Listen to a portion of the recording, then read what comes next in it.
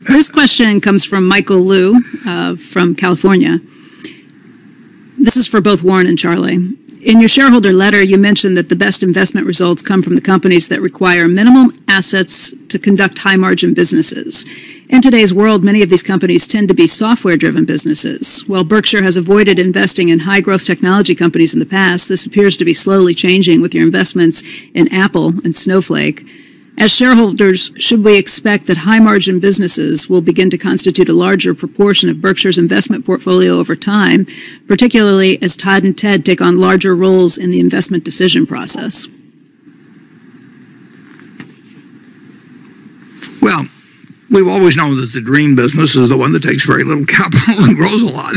And Apple and Google and Microsoft and Facebook are terrific examples of that. I mean, Apple has $37 billion in property, plant, and equipment. You know, Berkshire has $170 billion or something like that, and they're going to make a lot more money than we do. They're in better business. It's a much better business than we have. And so, in Microsoft's business is a way better business than we have. Google's business is a way better business. We've always looked. We've known that a long time. We found that out with See's Candy in 1972. I mean, See's Candy just doesn't require that much capital. It doesn't have.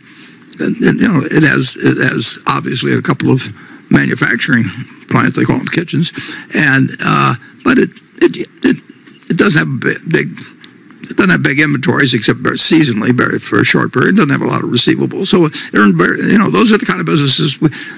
They're the best businesses, but they command the best prices too. And there aren't that many of them, and they don't always stay that way. So we're looking for them all the time, and we've got a few that are pretty darn good, but we don't have anything as big as the big guys. But that's what everybody's looking for. That's what capitalism is about. People getting a return on capital, and the way you get it is having something that doesn't take too much capital. I mean, if you have to really put out tons and tons of capital, the utility business that way, it's not a super high return business. You just have to put out a lot of capital. You get a return on that capital, but you don't get fabulous returns. You don't get Google-like returns, or anything remotely close to it. We're proposing a return in the